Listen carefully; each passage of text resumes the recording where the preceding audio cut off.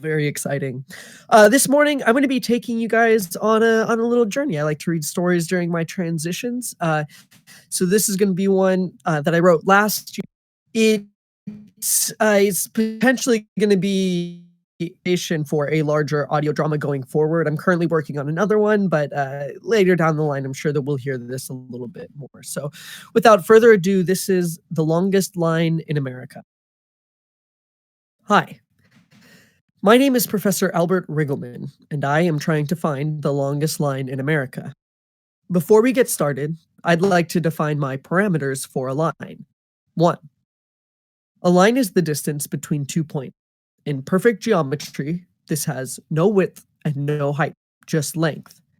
I do recognize that this is the real world and lines like this don't exist. Still, the distance between 2 points is important. 2. The line must be physical in some manner. It must be constructed, painted, or even drawn. No figurative lines allowed. 3. The line must be straight with no angles or curves. This is excluding the curvature of the earth. 4. The line must be continuous, no breaks. 5. The line may have various bumps or deformities, so long as they have no impact on the central line. For example, the corner of a tall building might have various lead continues past these directions will qualify. As you may have gathered, this is going to be a monumental task. Nearly everything is or has a line. Some things, like college-ruled paper, will not need to be measured because they are clearly inferior. Streets, buildings, and other infrastructures will no doubt be the bane of this excursion. Now that we have gone over the parameters, let us take a look at our first stop, Pitts, Missouri. Pitts is a small town that is infamously uninteresting. The town's primary claim to fame is that of Dennis Hopkins, a 9-year-old boy who has the largest pancreas in Pulaski County. This, however, is dwarfed by Maggie Scythe in the neighboring Miller County, who has the largest pancreas in the state. Pitts was once described by R.T. Drafter, the travel columnist at Subj magazine, as utterly dull, beige personified, only worth visiting if you have an interest in second-rate body organ. Despite its reputation, Pitts does have one distinguishing aspect. It is what city planners call a shotgun town. A shotgun town is a town that only has one long street with houses and businesses on either side. There are many towns like this in America, too many to count. But Pitts is one of the larger ones. It isn't the largest, that honor goes to Belleville, Kansas, but it is one of the longer ones. What drew me to Pitts was the way their water was handled. You see, they get all their water from a water tank that resides a half-mile directly north of the street. The pipe that connects this tank to each house is perfectly straight and runs underneath the main street. Most water pipes twist and bend throughout a city, but this one did not. It seemed like the perfect place to start my quest. I arrived in the town the evening of June 6th.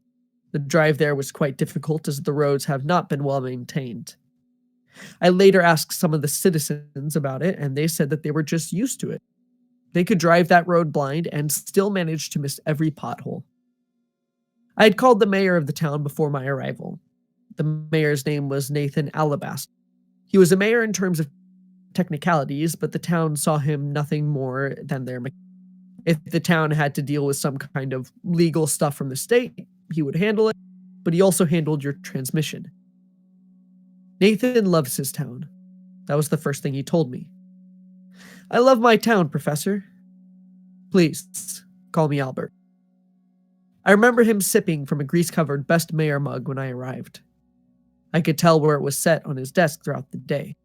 There was a series of broken rings, all of them curved, splattered, and interlocked. It looked like a child tried to make a Venn diagram while finger painting.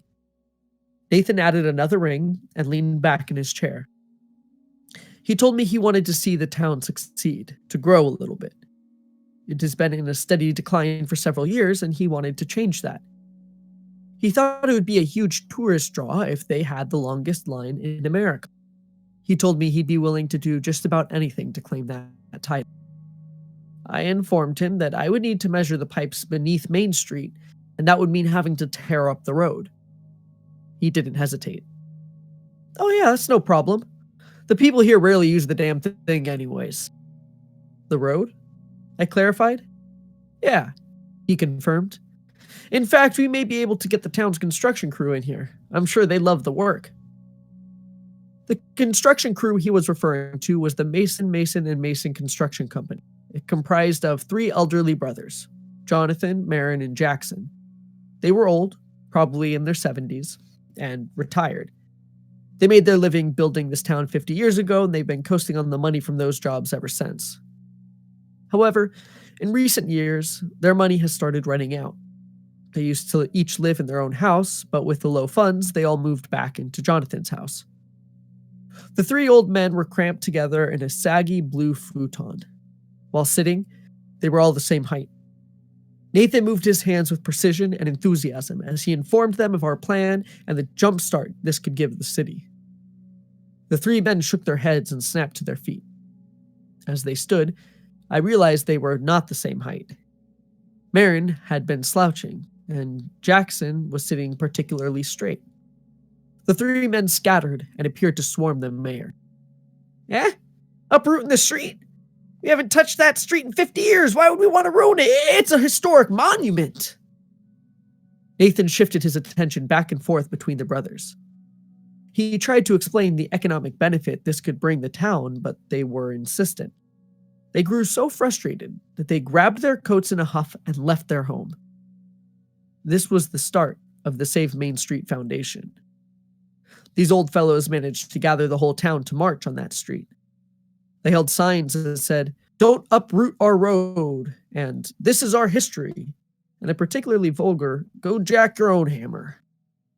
It was the largest protest in Pitt's history. The mayor was beside himself. Folks, I don't think you understand the benefits this will bring the town. I think of the tourists coming in to walk right along the longest line in America. They have to eat somewhere, right, Mac? Mac owned the town's diner. It sustained itself financially by being the only place you could really take a date. Still, some extra business would be nice. Mac slowly nodded his head, wiping his hands on a raggedy apron. He turned and walked back to his diner. Nathan continued his speech. Now, I know how you feel about tradition, but the road will need to be repaired soon anyways. Mac returned holding a meat tenderizer and a sharp scrap of rebar. He knelt and started chipping away at the road. The whole town looked on in shock for just a moment before the Mason Construction Company ran up and tried to restrain him. Mac shrugged the old men off.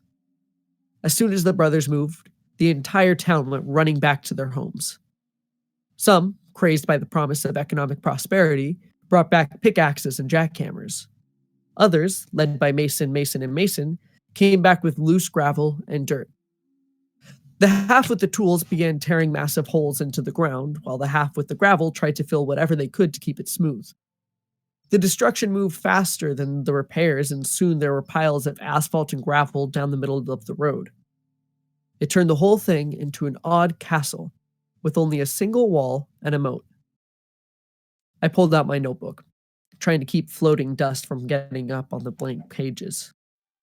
I leaned over the forming Nash, jotting down some of the notes on the state of the water pipes. They all seemed to be in good condition. As the 2 halves of the town shouted back and forth at each other, I walked down the middle with my measuring tape. The commotion got quieter and quieter as I neared the edge of the town, until eventually, I couldn't hear it at all. I walked all the way to the tower, 1.12 miles in total. I wrote this down on the first page of my notebook. I heard footsteps jogging up behind me. It was Nathan, the mayor. He panted a few times as he tried to stutter out a question. Eventually, he decided it would be faster to wait a minute and catch his breath than try to push through this. After he could speak, he asked if they had the longest line in America. I was still jotting notes as I answered. I don't know. This is the first line I've measured. I need to check on my other leads before I go making claims. Nathan's voice slumped. Yeah, okay. But it's looking good. 1.12 miles is quite a long distance for a single line, I stated as I looked up from my notebook. Nathan shot up, laughing, smacking my back and saying things like, "That's right, and didn't I say this town was great?" and a daydreamy Pitts, Missouri, home of the longest line in America. I made a mental note to get this shirt dry cleaned as I tried to clarify that there was still a lot of other lines for me to check. "We're going to have to update the town bumper sticker," he's responded, turning back towards the town. At the time, I thought he was escorting me back, so I followed. But he moved much faster than me and I fell well behind him. As I entered the edge of town, I could hear him trying to calm the masses and congratulate them on their achievement. I passed by and thanked the shouting townspeople who had now resorted to throwing chunks of asphalt at each other. I ducked as I walked back to my car. That's when I felt my sock soaking up something cold. I looked down. It was water. I looked down the street. There were several points where water was spilling out onto the trench they had dug. Nathan was talking to a few of the more placid town members, projecting over the sound of heavy road work. He was pointing at a spot where they could put a new streetlight, now that the road was torn up and they could get the wires there. I tried to shout to him to tell him that the line was broken and it would be disqualified until pipes were fixed. He didn't look up. Nathan! Nathan, can you hear me?" This time he noticed. I started shouting again, and he smiled politely and waved goodbye. I shrugged and turned towards my car. He must have understood what I was trying to say, as I had already explained my parameters for a line. He was a smart guy. I crossed Pitts, Missouri out of my notebook. I shouted one last, "Thank you," to no one in particular. I was going to walk to my car when I saw the town's gas station and its counterpart, Stephen's Snack Mart. The station had 4 pumps, 3 of which were out of order. I entered the Snack Mart, hoping to purchase a Slim Jim before my drive to Massachusetts. Stephen was not inside. I assume he was out on the street with either a hammer or dirt. I grabbed my Slim Jim and went to the counter. There was a dusty bell with a sign that read, "Ring for service." I tapped the bell and waited, just in case Stephen was in the back. As I waited, I noticed a stand of bumper stickers propped up on the counter. They donned the word Pitts in a large yet squished serif font with Subge's beige personified quote proudly displayed across the lower right corner. I grabbed one and sat it next to my Slim Jim. After reaffirming my hypothesis that Stephen was one of the shouting voices outside, I left a generous $5 on the countertop, along with a napkin note stating what I had purchased. I was peeling the paper of the back of the bumper sticker when I got back into my car.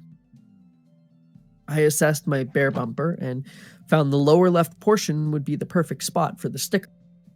I lined it up perfectly with the edge and pressed the sticker flat against the car. I was extra cautious to keep it straight while also eradicating any stray bubbles underneath. I was successful in my attempts. I started my car and left. The road out of town was still in horrid condition, almost as bad as the road inside the town. I leaned over to reach for my unopened Slim Jim in the passenger seat.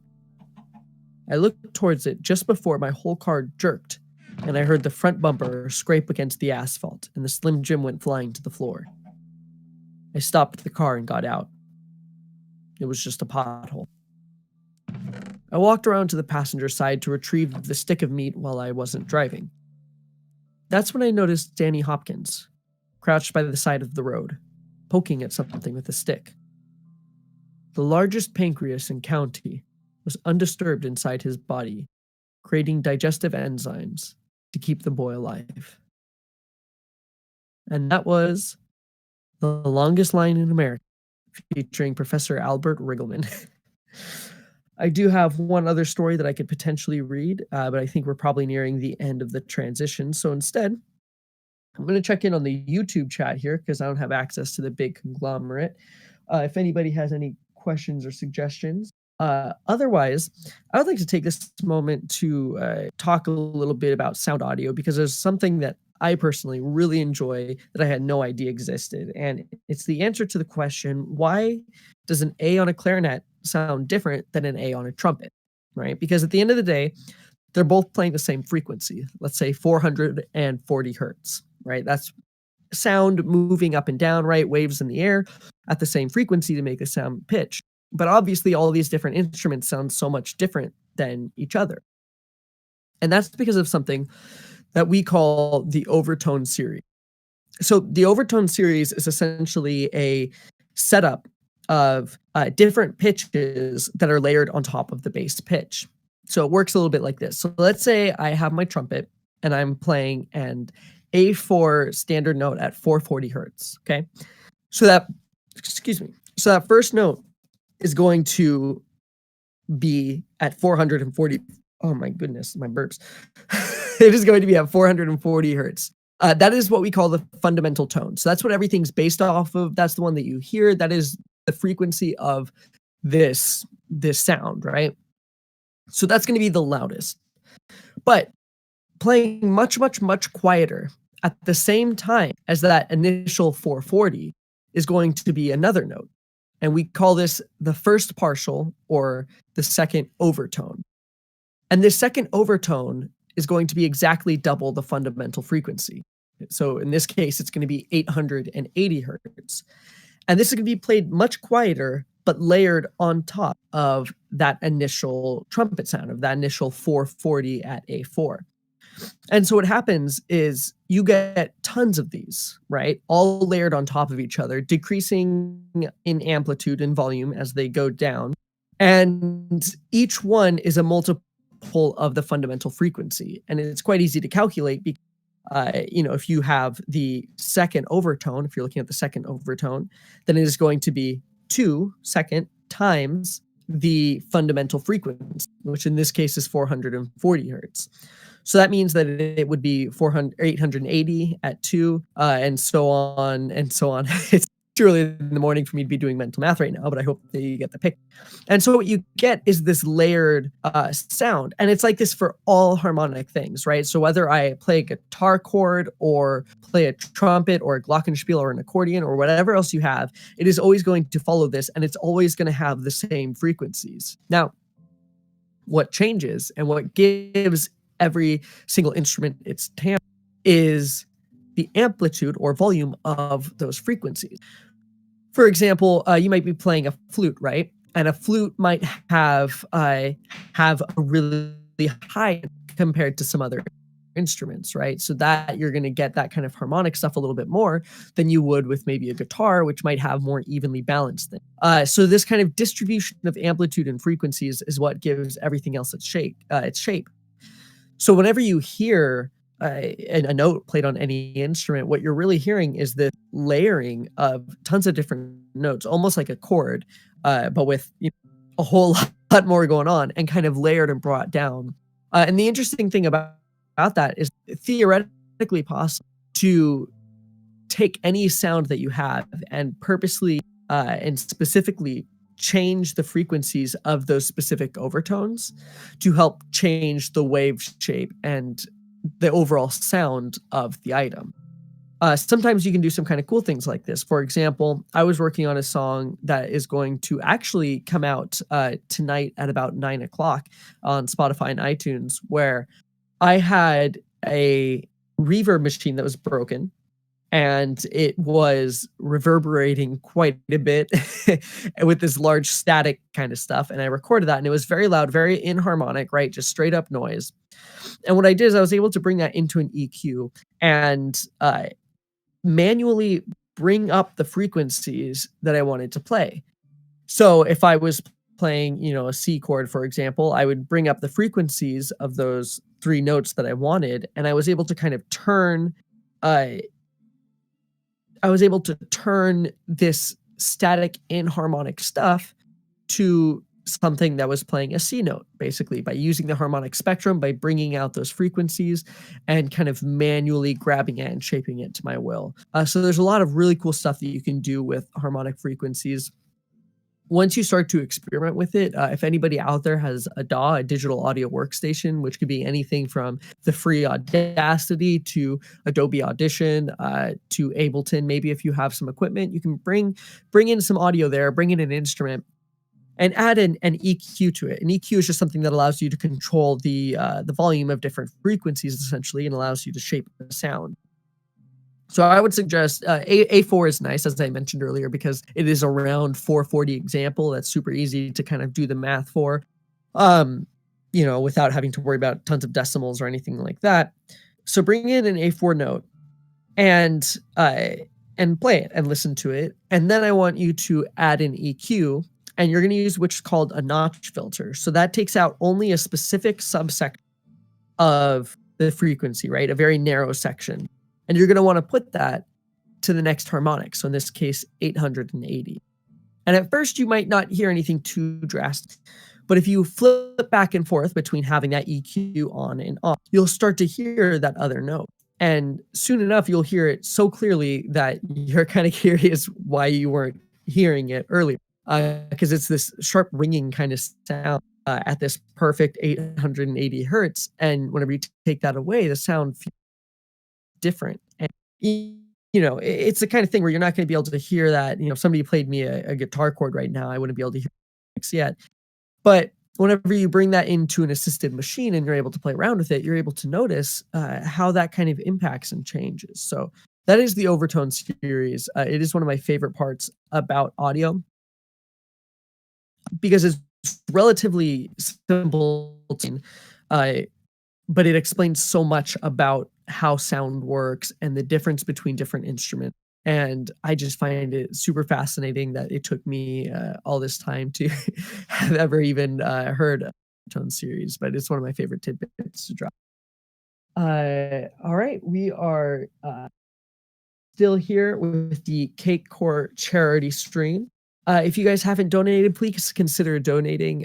What these guys do is great. They've been doing it for the last couple of years, and every year they're able to increase the amounts donated.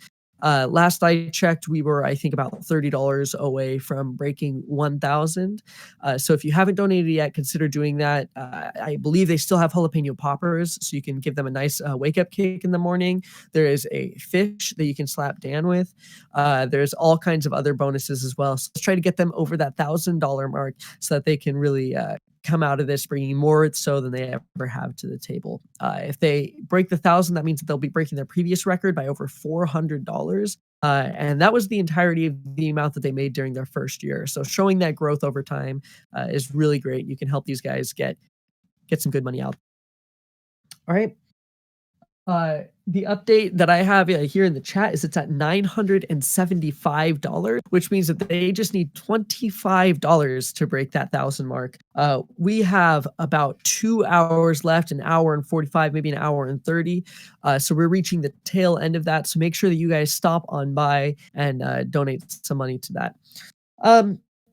Thank you guys for stopping by this chat with me, listening to my longest line in America story. Hopefully, it was nice and calm to ease you into the morning instead of putting you to sleep, as well as my overtone adventures. Uh, I'm an audio student at Cal State Dominguez Hills, so I really love audio. I study it a lot of different ways, and so I could really go on all day. So uh, if you guys are not interested in audio stuff, you can let me know in the chat, or if it's time to. Thank you, Risto man, for the compliments on this story. I'm glad you enjoyed it. Oh, perfect. Good luck, guys.